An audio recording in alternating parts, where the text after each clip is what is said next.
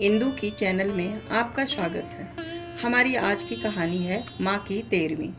माँ ओ माँ कहाँ हो? देखो मैं तुम्हारे लिए क्या लाया हूँ। अपनी माँ के कमरे के अंदर आते हुए संजीव हाथ में 2 टिकटें लहराते हुए बोला। बेटे की आवाज़ सुनकर माला फेरती हुई उसकी माँ ने उसकी ओर नज़र उठाकर देखा तो बोली, यह क्या है बेटा? माँ, तुम बहुत दिनों से कह रही थी ना कि मैं तुम्हें गंगा स्नान कराने ले चलूं, तो इस बार कुंभ का मेला लगा है, तो मैंने सोचा कि आपको कुंभ के मेले ले चलता हूँ और गंगा स्नान करवा लाता हूँ। ट्रेन से टिकट भी करवा ली है। बेटे की यह बात सुनकर सरस्वती और उनकी आंखों में खुशी भरी चमक आ गई। कुंभ का मेला? अरे तू सच में मुझे कुंभ के दर्शन करवाएगा? तू सच कह रहा है ना बेटा? मुझे यकीन नहीं हो रहा है। अरे माँ, मैं झूठ थोड़ी बोल रहा हूँ। यह देखो, टिकट तुम्हारे सामने है। अब जाने की तैयारी कर लो। जितना भी सामान चाहिए मुझे पहले ही बता देना। पूरे 5 दिन बाद चलेंगे। वाह बेटा, जुग जुग जियो मेरे लाल। गंगा जी में स्नान करूँगी तो मोक्ष मिलेगा मुझे। अच्छा, कौन कौन चलेगा बेटा? सभी चल रहे हैं ना? सरस्वती जी ने मुस्कुराते हुए पूछा। तो संजीव बोला, अरे नहीं माँ, सबने जाकर क्या करना है? मालूम है कुंभ पर कितनी भीड़ रहती है। सब लोगों को संभालना तो बहुत मुश्किल हो जाएगा। इसीलिए मैं केवल 2 ही टिकट लेकर आया हूँ, मेरे और तुम्हारे लिए। बेटे की इस बात को सुनते ही सरस्वती जी की नज़रें अपनी बहू दीपा की ओर गई और सोचने लगी कि बेटे के साथ अकेली जाऊंगी तो बहू नाराज तो नहीं हो जाएगी।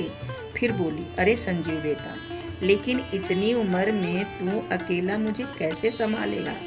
घर में तो मैं जैसे तैसे अपना काम कर लेती हूँ, लेकिन बाहर तो मेरा उठना बैठना भी बहुत मुश्किल हो जाएगा। घड़ी घड़ी मुझे सहारे की ज़रूरत पड़ेगी। तभी उनकी बहू दीपा बोली, अरे अम्मा, अब यह आपको ले जा रहे हैं तो संभाल भी लेंगे, और फिर हम तो कहीं ना कहीं जाते ही रहते हैं, फिर कभी चले जाएंगे। और यह भी तो सोचिए कि कुंभ का मेला हर साल थोड़ी ना आता है। फिर सरस्वती जी बोली, लेकिन बहू, संजीव को भी मुझे संभालने में परेशानी होगी। तो उनकी यह बात सुनकर उनका बेटा संजीव हंस पड़ा और बोला, माँ, अब तुम्हें अपने बेटे पर विश्वास भी नहीं है। अरे जैसा आप मेरे बचपन में मेरा ख्याल रखती थी, वैसे ही मैं भी आपका ध्यान रखूँगा। आपका हाथ मैं कभी नहीं छोड़ा। खूब अच्छे से आपको मेले दिखाऊंगा। संजीव की बात पर सब लोग हंसने लगे और सरस्वती जी प्रसन्न हो गई। उनकी बहुत समय से चली आ रही इच्छा पूरी होने जा रही थी। कितनी बार संजीव से कह चुकी थी कि मरने से पहले एक बार मुझे कुंभ का स्नान करवा दो। अगर कुंभ पर नहीं लेकर जा सकता तो ऐसे ही हरिद्वार लेकर चल, लेकिन एक बार गंगा स्नान करवा दे तो मेरी अंतिम इच्छा पूरी हो जाए। लेकिन वक्त गुजरता रहा और बात चलती रही, परंतु आज जब जब संजीव ने अपने आप कहा तो उनका मन प्रसन्नता से नाच उठा, और आज तो वे अपने बेटे और बहू को आशीर्वाद देते नहीं थक रही थी।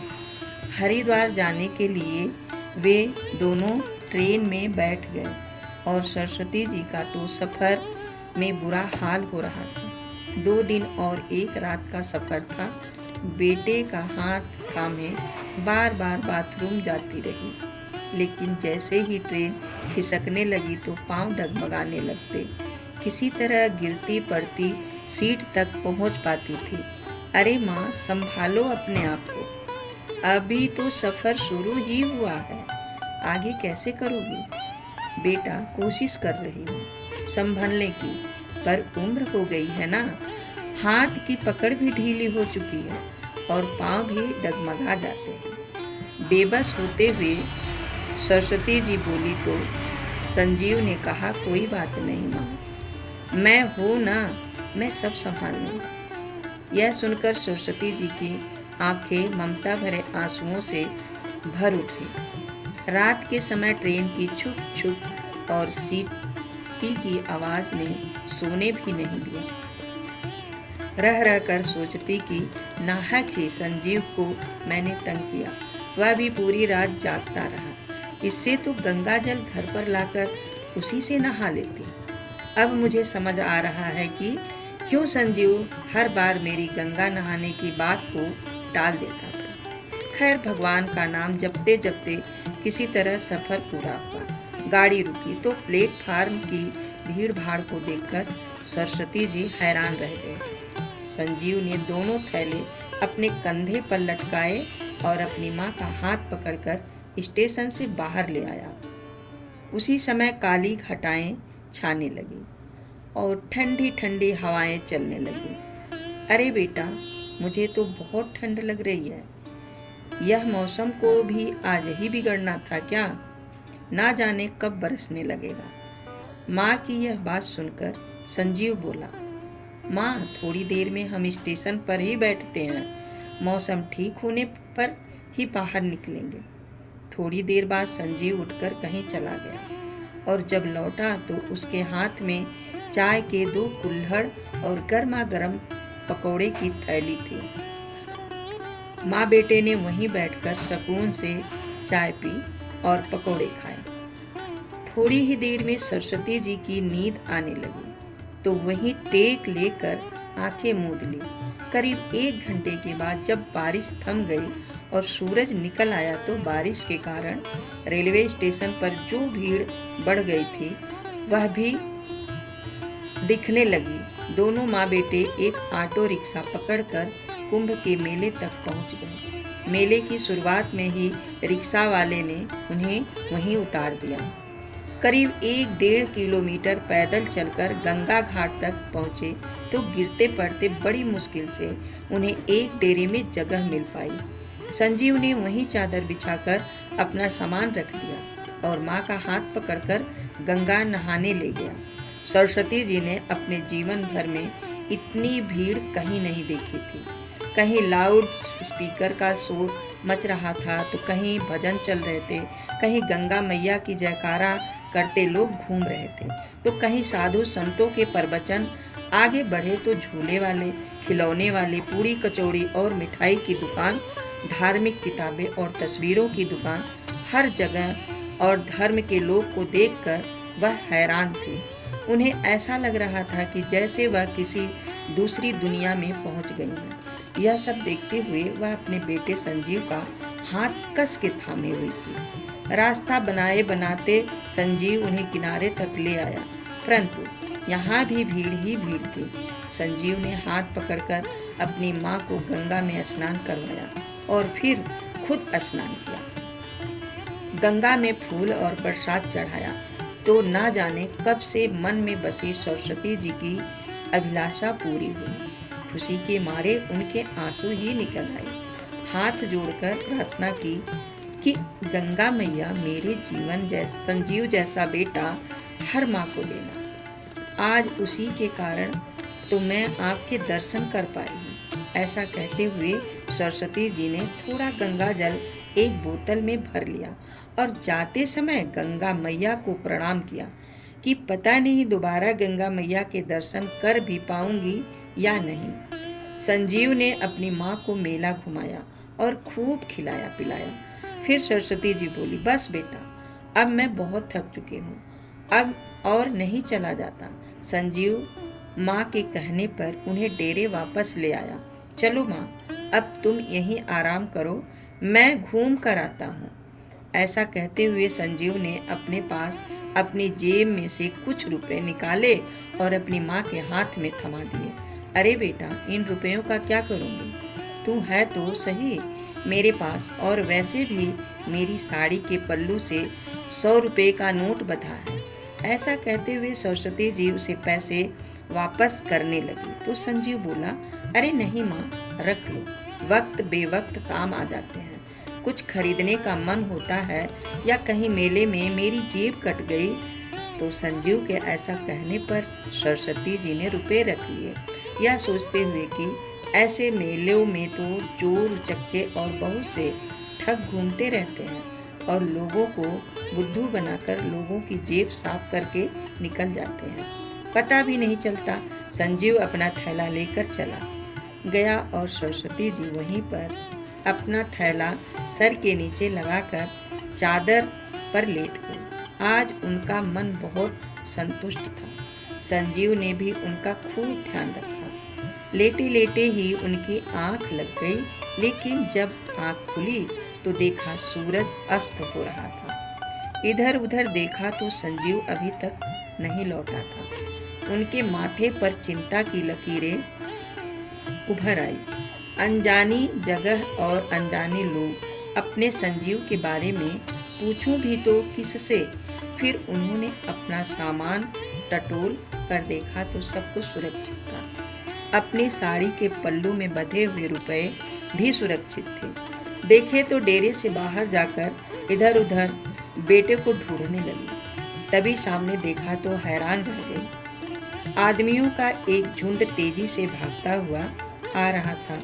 इससे पहले कि वह कुछ समझ पाती, जोर जोर से चीख पुकार मचने लगी। फिर पता लगा कि मेले में एक हाथी ने उधम मचा दिया है, जिस कारण सारी तरफ भगदड़ मच गई है और भगदड़ में गिरकर कुचलने से बहुत लोगों की मौत हो गई। यह बात सुनकर सरस्वती जी को तो जैसे कांटों तो खून नहीं, उनका कलेजा मुंह को आ रहा था कि कहीं उनका संजीव तो इस भीड़ में नहीं। नहीं नहीं, ऐसा नहीं हो सकता। ऐसे कहते हुए सरस्वती जी एक यात्री से जाकर पूछने लगी, भैया यह किस समय की बात है? फिर उसने बताया, माँ जी करीब 4 बजे की बात है।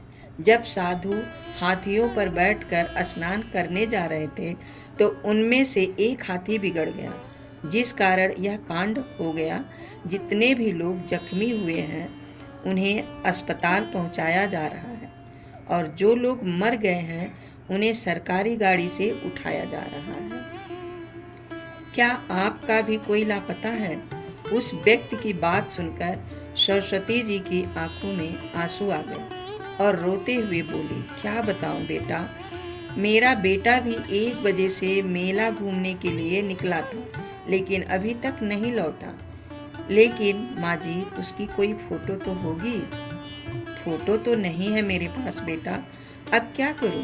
सरस्वती जी रोते हुए बोली, माँ जी आप रो मत, देखिए सामने वह पुलिस चौकी है, आप वहीं जाकर पता कर लीजिए। उस व्यक्ति के ने पर सरस्वती जी ने चादर समेटकर अपनी थैली में डाली और थैला उठाकर जैसे तैसे पुलिस चौकी तक पहुंची और रोने लगी कि बेटा मेरा कहीं नहीं मिल रहा है। तभी एक दयालु पुलिस वाला उनके पास आया और बोला, माँ जी हौसला रखिए, आइए मेरे साथ मोटरसाइकिल पर बैठिए।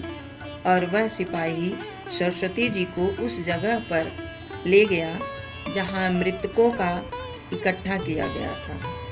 लेकिन सरस्वती जी को यह देखकर खुशी हुई कि उनका बेटा वहाँ नहीं था। फिर 1-2 जगह बने अस्पतालों में भी उन्हें लेकर गया जहाँ लोग जख्मी पड़े थे और करा रहे थे। डॉक्टर उनकी मरहम पट्टी करने में जुटे हुए थे, परंतु संजीव का पता वहाँ भी नहीं चल पाया। तभी सरस्वती जी ने सोचने लगी कि कहीं संजीव डेरे पर वापस तो नहीं लौट आया होगा, वह मुझे ढूंढ रहा होगा, परेशान तो नहीं हो गया होगा, कहीं वह मेरा इंतजार न कर रहा हो। हालांकि उन्होंने पुलिस चौकी पर उसका हुलिया बता दिया था और उन्होंने कहा था कि अगर मेरा बेटा मिले तो मेरे लौटने तक उसे यहीं रोक कर रखना, इस उम्मीद से कि संजीव वहीं मेरा इंतजार कर रहा होगा। सरस्वती जी ने आकर पता किया तो उन्हें मालूम पड़ा कि कोई भी उनके बारे में पूछने नहीं आया था। डेरे में गई तो वहाँ भी उनका बेटा नहीं मिला। आधी रात हो गई थी। बेचारी माँ कभी डेरे में जाती तो कभी पुलिस चौकी पर, लेकिन बेटे का कहीं पता नहीं था। जब रात के 1 बज गए तो पुलिस वालों ने कहा, माँ जी आप जाकर आराम कीजिए, यदि आपका बेटा पूछने आया तो हम उसके पास भेज देंगे। पुत्र वियोग से व्याकुल सरस्वती जी आशा भरी नजरों से कभी यहाँ देखती तो कभी वहाँ देखती, फिर चादर बिछाकर लेट गई। लेकिन आंखों में नींद कहाँ थी। कहाँ चला गया मेरा बेटा? इतने बड़े मेले में कहाँ कहाँ ढूंढूं? यहाँ कोई अपना नहीं है। यदि संजीव ना लौटा तो मैं अकेले घर कैसे जाऊंगी? बहू मुझे संजीव के बारे में पूछेगी तो उसका सामना कैसे करूंगी? यह सोचते सोचते सरस्वती जी स्वयं को ही कोसने लगी कि व्यर्थ ही गंगा नहाने की जिद ठान ली। अगर संजीव टिकट ले ही आया था तो मना भी तो कर सकती थी ना। टिकट तो वापस भी हो सकते थे। इतनी बड़ी मुसीबत तो सहनी नहीं पड़ती। अब कहाँ ढूंढूं मैं अपने बेटे को? फिर सरस्वती जी को ख्याल आने लगा कि कहीं संजीव को कोई ठग बहलाकर फुसलाकर तो नहीं ले गया। कितना सीधा है मेरा बेटा, बहुत जल्दी किसी की भी बातों में आ जाता है, या फिर किसी ने कोई गलत चीज उसे सुना दी हो तो वह बेहोश कर दिया हो और उसका सारा ऐसा अंगूठी और चैन छीन कर उसे कहीं फेंक तो नहीं दिया। यह सोच सोचकर सरस्वती जी अंदर ही अंदर चिंता के मारे घुली जा रही थी। मन में उठने वाली आशंकाओं का अंत ही नहीं था। अगले दिन जब सुबह हुई तो सरस्वती जी नहा कर धोकर भूल कर सीधी चौकी पर पहुंच गई और एक ही दिन में पुलिस चौकी के लोग उन्हें पहचानने लगे थे। देखते ही बोले, आइए माँ जी, क्या आपका बेटा नहीं लौटा अभी तक? तभी सरस्वती जी रोते हुए बोली, कहाँ देखो, तुम ही ढूंढ कर ले आओ मेरे बेटे को, एक माँ की दुआएं लगेगी। सरस्वती जी का रो रो कर बुरा हाल था। फिर पुलिस वाला बोला, अम्मा धीरज रखो, हम कुछ करते हैं, सभी डेरे में अनाउंसमेंट करवाते हैं। आपका बेटा मेले में जहाँ कहीं भी होगा तुरंत दौड़ा आएगा। आप ऐसा कीजिए, अपना नाम और पता लिखवा दीजिए और फिर जाकर स्नान ध्यान कीजिए, जल्दी ही मिल जाएगा आपका बेटा। भगवान पर भरोसा रखिए। अब तो पुलिस वालों को भी सरस्वती जी में हमदर्दी हो गई थी। रोती भी लगती बेचारी बूढ़ी माँ डेरे में वापस लौट आई। जैसे तैसे गंगा में स्नान भी कर लिया। मन ही मन प्रार्थना करती रही कि हे गंगा मैया, मेरा संजीव जहाँ भी हो कुशल पूर्वक हो। वहीं तेरे दर्शन कराने के लिए यहाँ तक लेकर आया था और वही हाथ छुड़ाकर ना जाने कहाँ गुम हो गया और मुझ बूढ़ी को समझ नहीं आ रहा है कि क्या करूं। हे भगवान, आप ही कोई चमत्कार करो, मेरा खोया हुआ बेटा वापस मिला दो, वापस जाकर बहू को मुंह दिखाने लायक बन सकूं। पूजा अर्चना से निपटकर सरस्वती जी हर आने जाने वाले व्यक्ति को आशा भरी निगाह से देखती, दूर दूर तक उनकी निगाहों आने जाने वालों का पीछा करती कि कहीं संजीव दिख जाए। घाट पर बैठे बैठे शाम हो गई। अब तो पेट में मरोड़ भी पड़ने लगी थी। कल शाम से ना तो भोजन का एक निवाला पेट में गया था और ना ही पानी की एक बूंद। फिर ध्यान आया कि अगर मैं खुद बीमार पड़ गई तो अपने बेटे को कैसे ढूंढूंगी। उसे ढूंढना है तो खुद को स्वस्थ रखना ही होगा, नहीं तो यहाँ मेरा कौन बैठा है जो मान मनोहर करके मुझे खिलाएगा।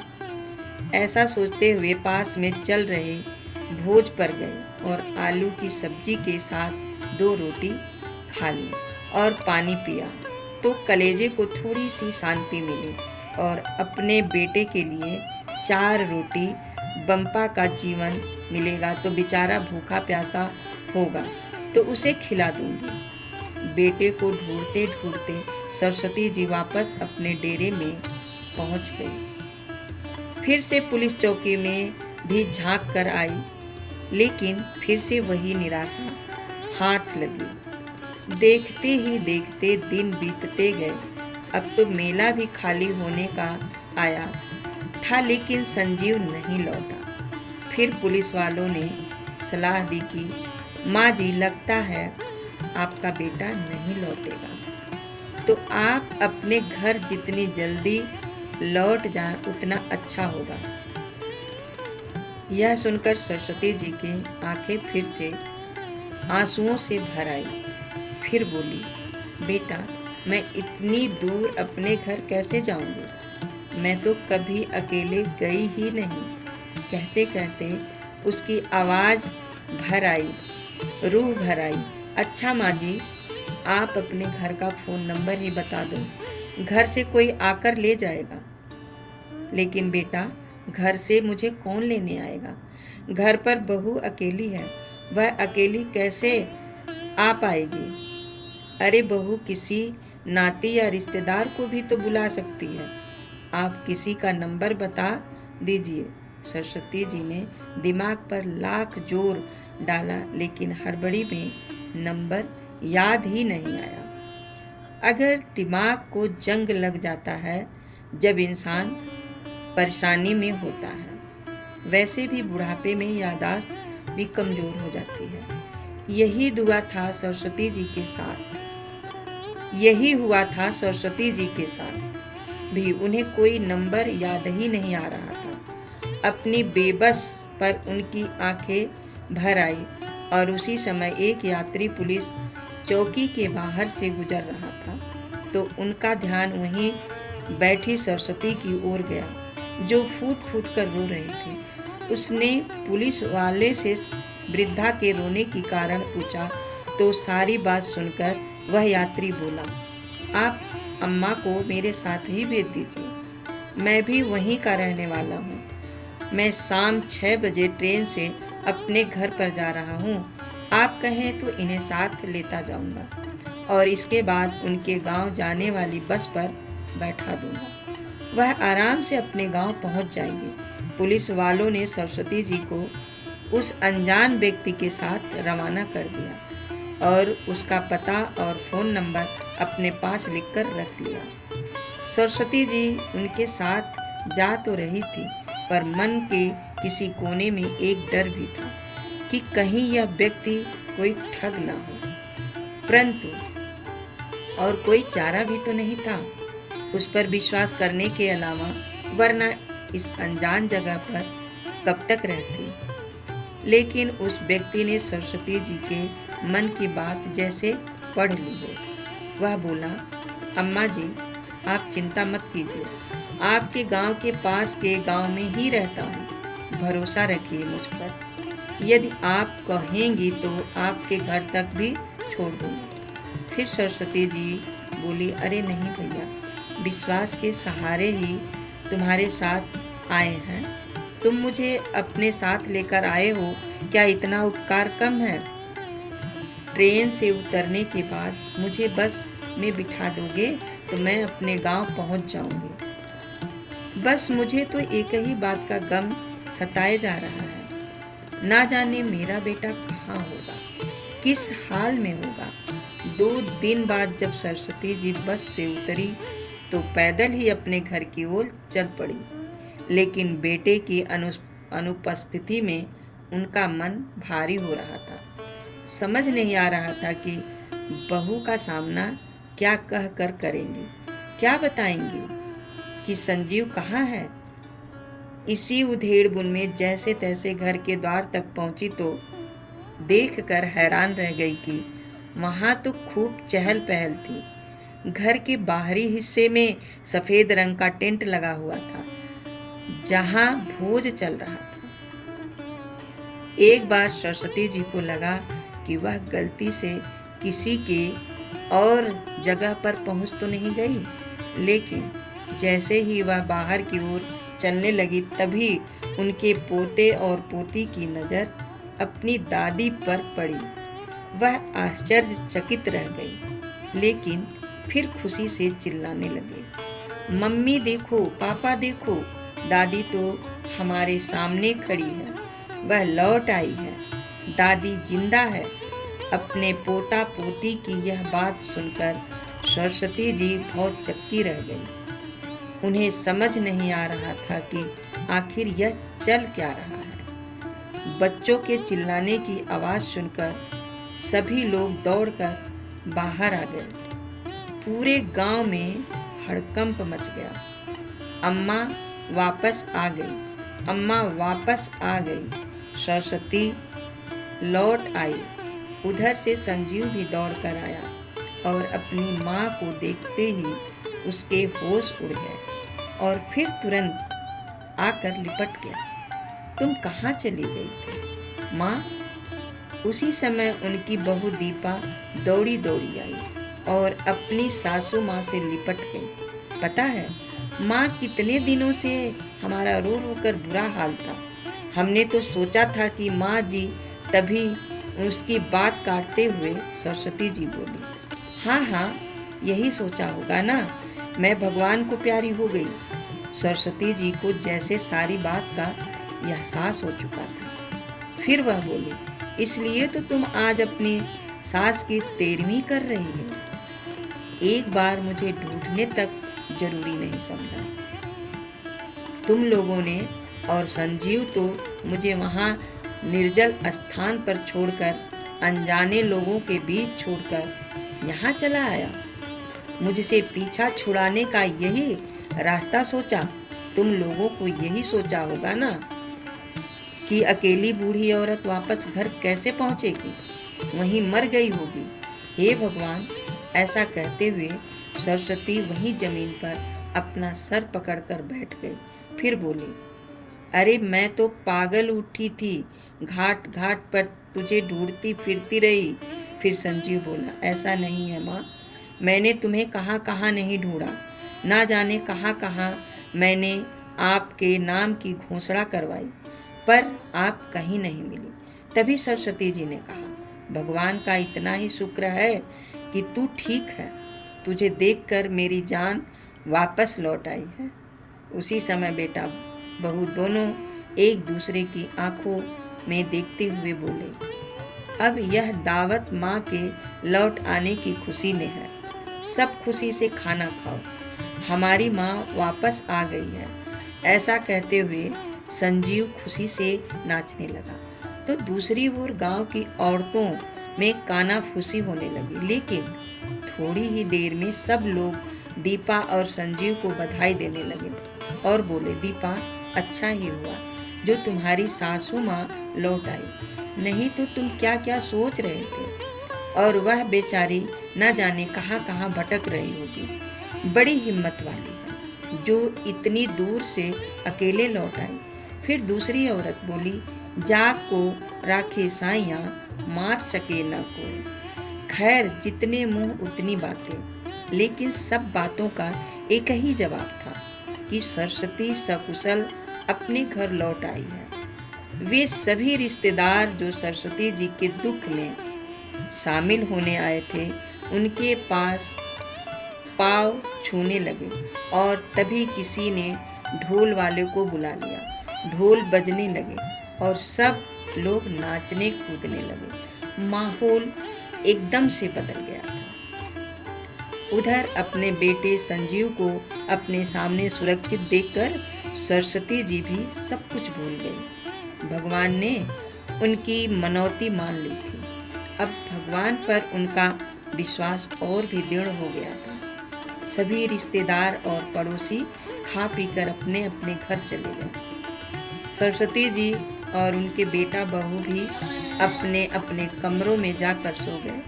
कितने दिनों बाद आज सरस्वती जी निश्चित होकर सुकून से सोई। लेकिन अचानक ही उनकी रात में नींद खुली। उनका गला सूख रहा था। पानी पीने के लिए उठी तो देखा कि संजीव के कमरे की बत्ती जल रही थी और धीरे धीरे कुछ बोलने की आवाज़ें आ रही थी। आखिर यह लोग इस समय जाग क्यों रहे हैं? इस प्रश्न के साथ वह जैसे ही उनके कमरे की ओर बढ़ी तो जो कुछ उन्होंने सुना उन्हें अपने कानों पर यकीन ही नहीं हुआ।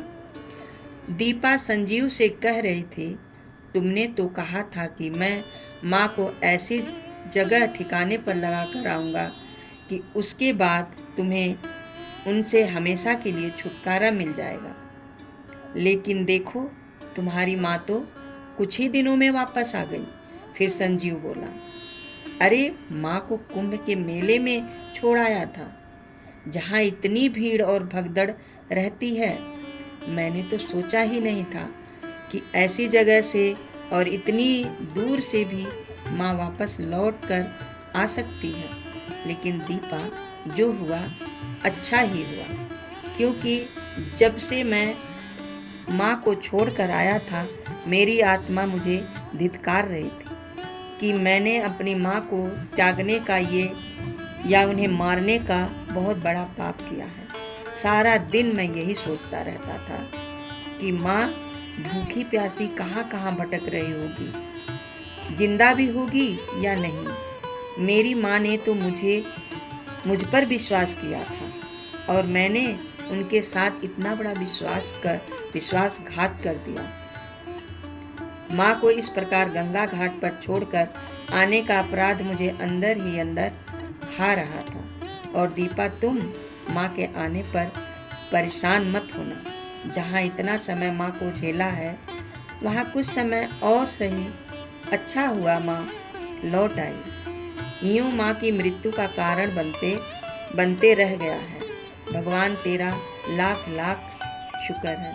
इतनी बात सुनते ही सरस्वती जी के पैरों तले जमीन कांपने लगी और कुंभ के मेले का सारा दृश्य उनकी आंखों के सामने आने लगा, क्योंकि पिछले दिनों उन्होंने लगभग सारे कुंभ के मेले में घूम लिया।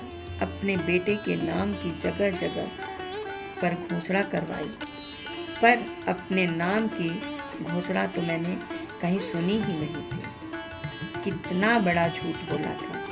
संजीव ने वह मुझसे मुक्त होने के लिए ही मुझे हरिद्वार लेकर गया था और मैं इतना बड़ा बोझ बन चुकी थी अपने ही बेटे के ऊपर कि वह मुझे जीते जी मारना चाहता था। यह सब सोचते सोचते सरस्वती जी के आंखों में आगे अंधेरा छाने लगा। इससे पहले कि वह खुद को संभाल पाती, वह धड़ाम से जमीन पर गिरी और एक बूढ़ी माँ सब कुछ झेल गई थी, पर यह सदमा वह नहीं झेल सकी।